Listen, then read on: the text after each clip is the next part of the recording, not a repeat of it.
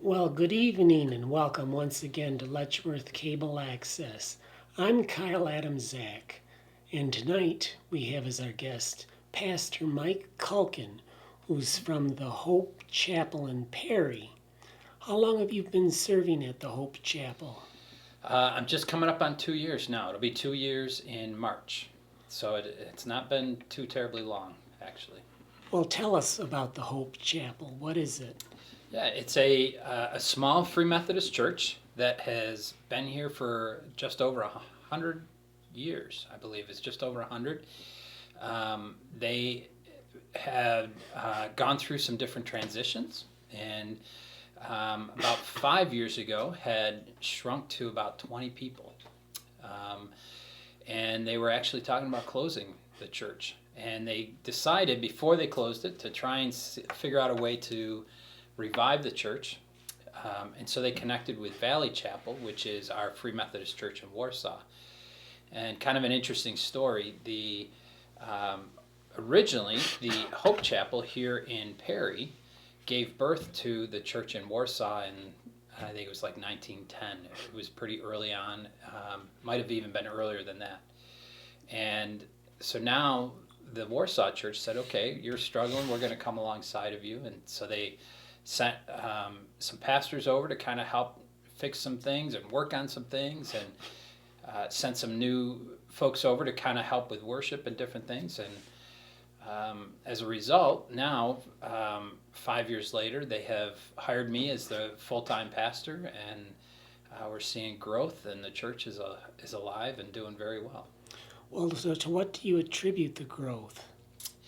How did you do that with so many churches, or a lot of churches struggling? Yeah, it's an interesting deal, and I think not to get too overly spiritual, but I think some of it is God's timing and having the right person for the right time. And my wife and I have always, as we've done ministry, have always been very relational, and so we have always felt like if we want people to come to our church, then we need to be on their turf. So we go to the races here at the racetrack every Saturday night during the summer, and we've gotten to know a lot of people in the community. We try and eat out. I will eat meals at each of the different restaurants in the community, and a couple times a week, and it's just about meeting people and being available. And then when they start asking questions, saying, hey, this is a church that maybe you want to check out. Very rarely do we invite folks. It's usually they ask us, where do you go to church and what's your church like? So that's what I would say is probably the biggest thing that we've contributed. And the folks in the church are now doing the same. They're bringing friends, and they have folks that are, boy, this person is really struggling in their life and could use some help. Maybe our church could offer them a place where they could belong as well. So. Well, what is the mission of the Hope Chapel? Do you have a coded Sure. mission? Yep.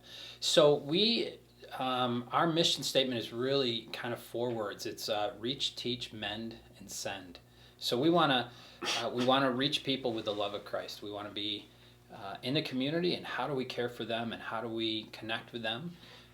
We want to teach them as they come in the doors just a little bit more about God's grace and forgiveness and love.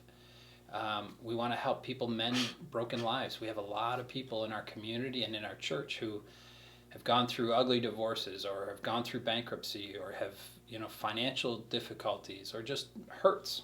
And so we want to help mend, and then we want to be able to help those folks heal and go back and do the same, to be able to care and love the folks in their community and the people that they work with day in and day out. So it's really about loving God and loving others. So it's 4 words, and they are, again, reach, teach, mend, and send. Yep. Yeah. Now, besides worship service, does the church engage in other activities, offer programs? Yeah, yep. And that's an interesting piece. For me, I'm not a big program person. Like I always want people to be more important than programs. But Yes. the programs are a tool to help us to get to know people. So we run a teen ministry on Sunday evenings. We run a kids club for kids up to 6th grade on Sunday evenings. And then in addition to that, we do a number of things. We do a big water giveaway during the Chalk Art Festival in the summer. We give, I think this year we gave like 30 cases of water away, just free, because it's hot, and the artists are hot, and the people walking up and down, here, take a free bottle of water. We also do an extravaganza at Easter time at the school, and we do a whole bunch of activities and an Easter egg hunt, and we invite the community to be a part of that. And then we also do trunk or treat on Halloween. So we have some folks in the church who decorate their vehicles and provide candy, and then we have hot food for the parents as they come through. Grab a bowl of chili and some coffee as you're taking the kids out trick or treating. And so our programs really aren't in your face, you gotta come to know God, but it's more of what ways can we love our neighbors and serve them. And we find that ends up being a way for us it opens doors for us to be able to talk and to build relationships with people, and eventually they begin to ask questions. Now, the activities you mentioned are all youth oriented. Are there any adult programs? Sure. Offerings? Yeah, our adult programs are more probably more inside the church. So right now we've identified probably 3 areas of that we want to really focus on with adults. So one of them has been mental health. How do we help folks to be able to get over the hurdles of hurts in their lives? And so we've just finished a 8-week class on that. We're doing a 4-week course on managing your money right now. And that is the idea of, okay, we're in debt or we have no money. How do we get out of debt? How do we save? How do we build a nest egg? That kind of thing. And then the last one is a course on marriage and family and wanting to build stability within the homes. Now, are these courses that you just mentioned, are they one-time deals or do they come up periodically? Right now we're running them once. We ran the one course this fall, the mental health one. We're doing the finance one, then the family and marriage and family in the spring, and then we'll run them again multiple times. How would someone find out about when they are and how to sign up? Yeah, that's a great question.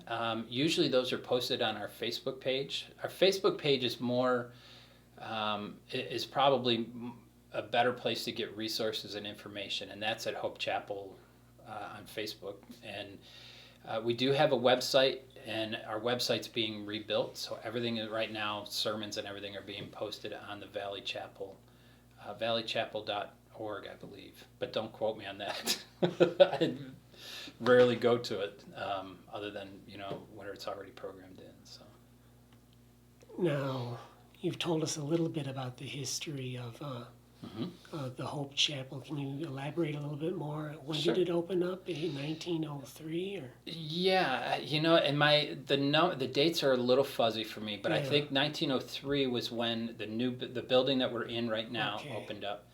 Prior to that, it was it was in the house that's next door to the fire hall, and I believe that was in the late 1800s. The church. Oh, the house that's standing next to the fire hall. Yeah, yep. So it has a long history, and the Free Methodist Church actually has a deep-rooted history here in Perry.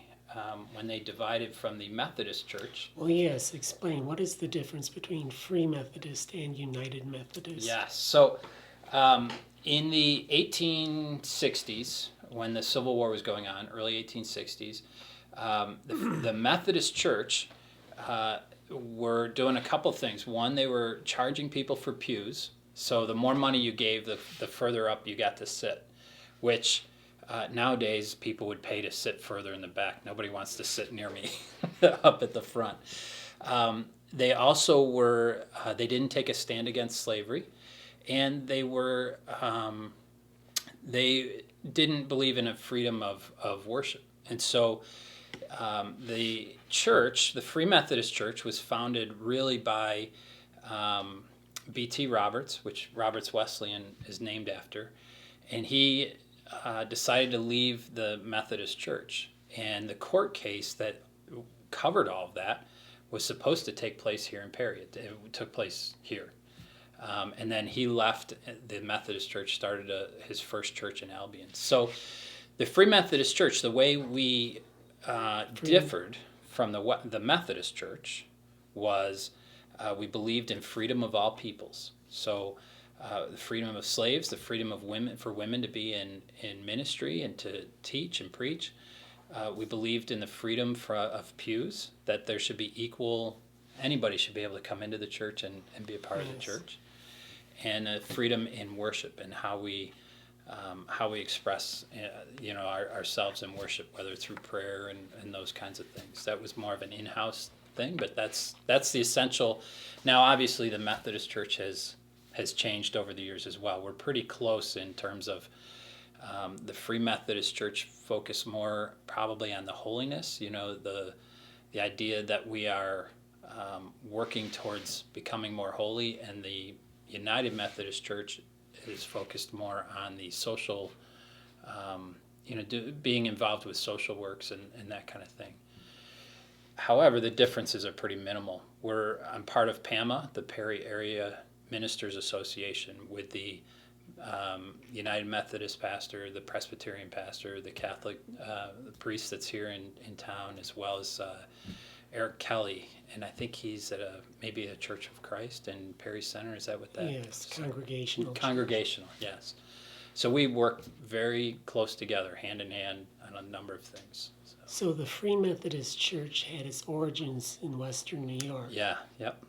And and Roberts Wesleyan College was inspired by the church. Yep. Yeah, it was a seminary at the time. How big is the Free Methodist Church? Is it beyond Western New York? Yes. In fact, the Free Methodist Church in the U.S. is growing, and not in staggering numbers. Yes. But the Free Methodist Church in South America and Africa and Europe is growing, especially Africa and Europe, Africa and South America is just growing exponentially. The Free Methodist Church in Africa is now bigger, has more members than the Free Methodist Church in the U.S. Yeah. If you're just tuning in, our guest tonight is Pastor Mike Kuhlkin, who is the pastor at Hope Chapel in Perry. What time are the services? Yeah, worship services. Our service on Sunday morning is at 9 a.m. Yes. Usually goes about an hour, and then we have about a half an hour of fellowship time and time to have coffee and snacks and that kind of thing. We want to offer a place where you can belong before you have to believe. So we have new people come in and out all the time, and we hope that it feels. I always tell the congregation we really want it to feel like you're coming home for Thanksgiving dinner, or when I was a kid, I would come home from college and the house would have that warm smell. My mom's cooking a roast or something, and you walk in the door and you're like, I'm home. And so that's what we're trying to do. Yes. So where is it located? It is on Church Street, ironically. Right. Number 5 Church Street. And it's near the old schoolhouse. Yep. We look right down at the old schoolhouse. We look right across the street to the Brick Presbyterian Church and the Baptist Church just on the other side of them. So how did you become a pastor? Yeah, that's a long story. We've time. I grew up in a home where I was kind of a religious mutt. My dad was Catholic, my mom was Methodist, and so they compromised when my brother was born. He's younger than I, and we started going to a Presbyterian church. And while I was at that church, a ministry called Young Life came into Chili, and it was an outreach ministry for high school kids that would connect with kids and then help them connect with churches. When I graduated from high school, And this was Wheatland Chili? Gates Chili at that Gates time. Chili. Yep.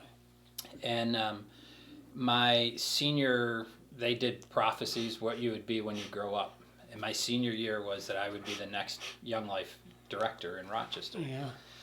So I went to Houghton College, did 4 years there, and got a degree in resource management and outdoor recreation.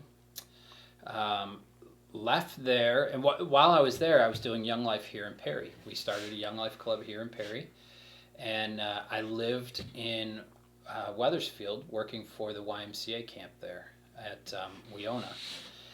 On Poplar Tree Road. That's right. Yep, I lived right there on the campus, and after about a year of that, I realized that I just wasn't I wasn't doing well personally, and wasn't doing well at the job, and said I need to do something different. So my poor dad, who had gotten both his sons out of the house, watched us both move back within a month of each other. And I spent about 3 or 4 months living with them, and it was right before Jackie and I got married, and decided I was going to apply for Young Life. And they hired me at a church in Bergen to work with Young Life.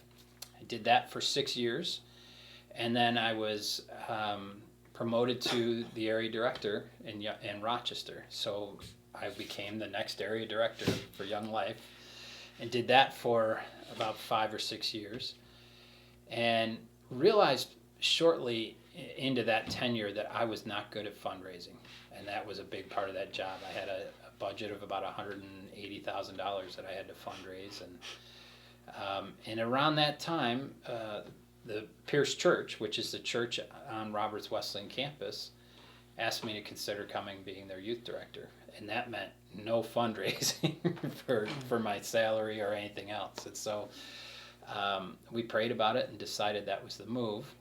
So I worked with teens for 10 years at the church, and then decided, maybe it's time to try something, the next step, which would be, can I really preach every week? Can I be a pastor in a church? And my wife encouraged me to interview, and I have 4 kids. I have twins that are just left for college this year, and then I have a 15-year-old, Charlie, who goes to Perry, and Rachel, who is 12, and she goes to Perry as well.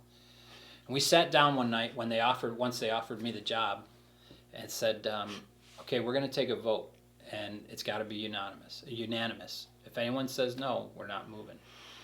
And gave them 24 hours. And the one that I was worried about was my older son. He had some great friendships there, and I could tell he wasn't looking forward to moving. Yeah. And he sent me a text the next morning. He said, Dad, I think we need to do this. So that's how we ended up here. We decided to take a leap of faith, and we were scared and nervous, but it's been really good for our family. It's been a really neat growth process for us. And we, in the midst of that, when I was at Pierce, I was ordained. I did my second master's degree at Northeastern there on campus. They have a seminary there, and so I have a master's degree at Fuller Seminary that I did in Colorado Springs, and a master's of divinity that I did at Northeastern. So. Now, those are challenging degrees, aren't they? Yeah, it depends. I mean, the challenge is how do you get enough skiing in when you're in Colorado Springs and studying? But yeah, they were. My wife will tell you they were probably more challenging for her, because it meant I was gone for 3 weeks in January and 3 weeks in June, and we had 2 new, the twins were just born, and it was a lot for her, for sure. It meant me, when I was home, I was doing reading and writing, and yeah, they were challenging. Yes. So, So what were your first impressions of Perry when you came to the community? Yeah, so we knew Perry fairly well from being here during college years. Yes. And we always loved it. In fact, before we left, we looked at, is there a way that Young Life could hire us to work here in Perry? And at that time, it just wasn't feasible. So we left, and we kind of, we still came back to Perry. Anytime we came down to go to Olean, we had property in Olean, and anytime we'd go to Letchworth or go to the drive-in, and every time we drove through, we just always felt like this feels like home. We loved our time in Perry, and stayed in touch with some different friends that we have there. And so when we came down 2 years ago, and we took the kids around, and we took them out to eat and kind of showed them around, and they were for the most part really excited. They loved the idea of a smaller school. They liked the idea of being in the a little bit more rural. We're definitely a rural family. My kids are involved in 4-H. My older daughter is going to ESF, and she is now all about cows and farming. She's dating a guy who's got a farm, and so she was out helping do cows today, and it just clicked. It fit. We knew we were home when we moved. Yeah. So, and the people are fantastic. We have different struggles here than we did in Rochester. People do, but there's just a realness. There's a genuineness about people here. There's nobody. I haven't found anybody who's not willing to tell me what they think. In Rochester, there was this wall. You just be nice to people, and then you tell them, you talk about them behind their back, kind of thing. So.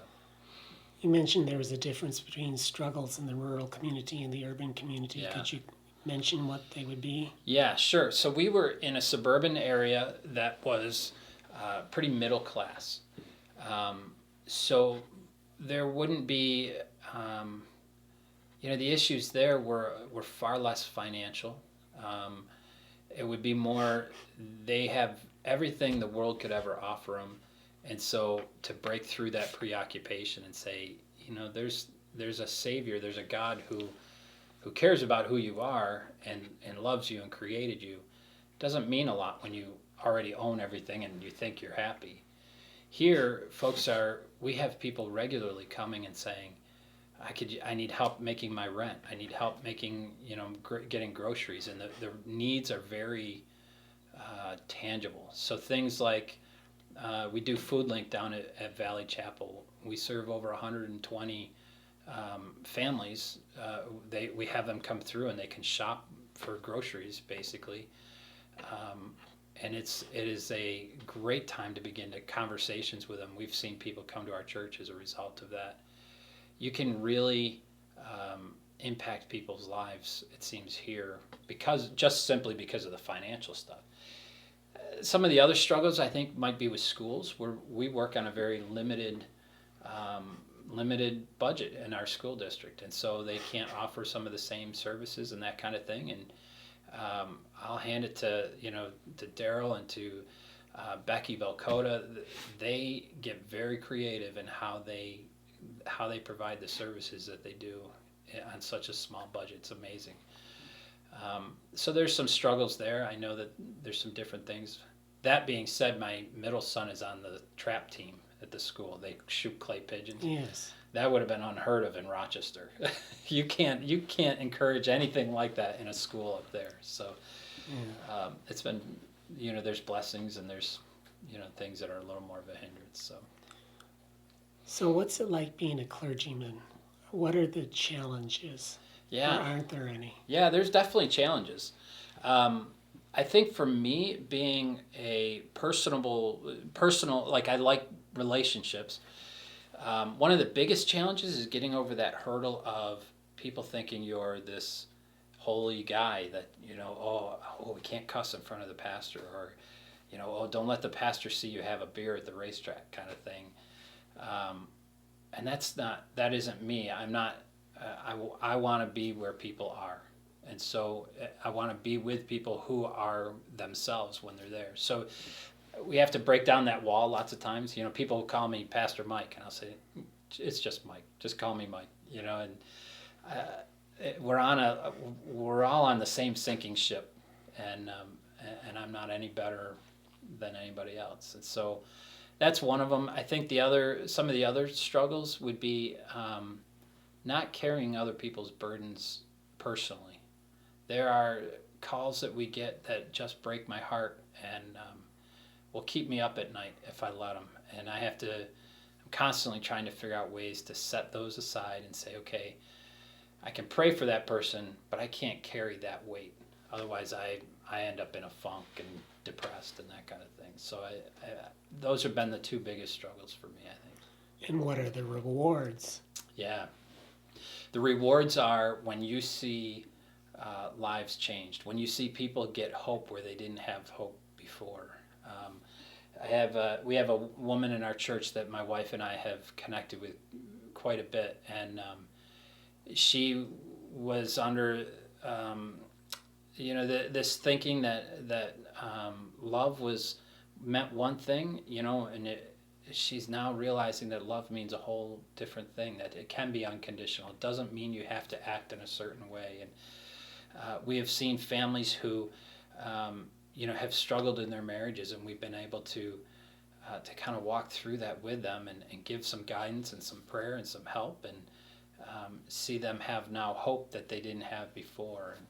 So that's the reward for me, and usually the reward doesn't come that quickly. 2 years in, I wouldn't expect to see real fruit for another 6 or 8 years probably. It's walking with people a long time on the same path for a number of years before you really get to see the fruit. But when you see somebody who's got that twinkle in their eye where they've got some hope that they didn't have before, that's the biggest reward. So you've been in Perry now for several years with Yep. some experience before that. Yep. You've observed the village and the community. Mm-hmm. What would you like to see it be like in, say, 10 years, 20 years? Well, that's a great question. We, so Jackie and I kind of have this thing where wherever we live, that's where we live. This is our town. And I had a number of folks from the church. We went and did a kind of this prayer walk, and we prayed over every business here in the community, as well as the new ones that are coming up, the new wine bar and the pizza place and the bowling alley. And we just went and said, we're going to walk by each of these buildings and pray for success for these companies. We want to see our town do well. So I think for Perry, what I would love to see is this revitalization of Main Street. I love that. That just makes my heart sing. I want to see our community continue what it does well, which is reach out to each other, care for one another, love one another. You know, the outpouring for the folks at the bowling alley, the outpouring even for some of the funerals that I've done, the public funerals. There's something about the people here who they can be at odds at times, but then when the rubber meets the road and they really need each other, boy, they gather around. And so I think those two things, if we could see this continuation of the revitalization of Main Street, and then just furthering that ability to be able to love each other, boy, that would be fantastic, I think. I love, incidentally, and I hope I don't get in trouble for this, but I love that we don't have a McDonald's. I love that we don't have a Walmart. I love that Perry is still kind of this pristine community in that regard. You know, we joke about it because in Rochester, very few people are still using Facebook to communicate. And down here, I had to reactivate my Facebook page because that's what everybody's using. And it's sort of like this land that time forgot. And I love that. That makes my heart sing. Well, we're just about out of time. Our guest tonight is Pastor Mike Kuhlkin of Hope Chapel in Perry. If somebody wanted to contact you, how would they go about doing that? Sure. So the best way to get a hold of me, we really don't have a church phone. We have one, but it's really just for, I don't know what you call it, like the telemarketers and that kind of thing. The best way is to email me, and you can do that at mike.hopechapel@gmail.com, or to get a hold of us on the Facebook page. Those two ways are probably the best way to connect with me. Beyond that, I can give you my cell phone, but you know, we don't want to do that to the public. So. Do you have office hours? My office hours basically are Monday through Thursday from whatever time you need me till, you know, my wife would love me to shut the phone off around 7 o'clock, but there's a lot of nights that it's later than that. But Yes. and then Saturdays we're at sporting events for the kids at the school or the racetrack or wherever, and then Sundays as well. We're around all day Sunday too. And Sunday, again, Sunday services are when? 9 a.m. and then a 10 o'clock fellowship half hour there, and then we usually run those courses for the adults from 10:30 to 11. We do a monthly prayer meeting on Wednesday nights, the first Wednesday of each month, and then we run a number of things, but the DEC, I am an instructor for their hunter ed and archery courses, and we'll run those through there as well. So. That's right, you're an outdoorsman. Oh, I love the outdoors. That's where I feel like I connect most with the Creator. So. Yes. Yep. Well, we'll have to talk about that another time. We're out of time. Absolutely. Our guest again is Pastor Mike Kuhlkin of Hope Chapel in Perry. I'm Kyle Adamczak, and as always, we thank you for watching Letchworth Cable Access. Good night.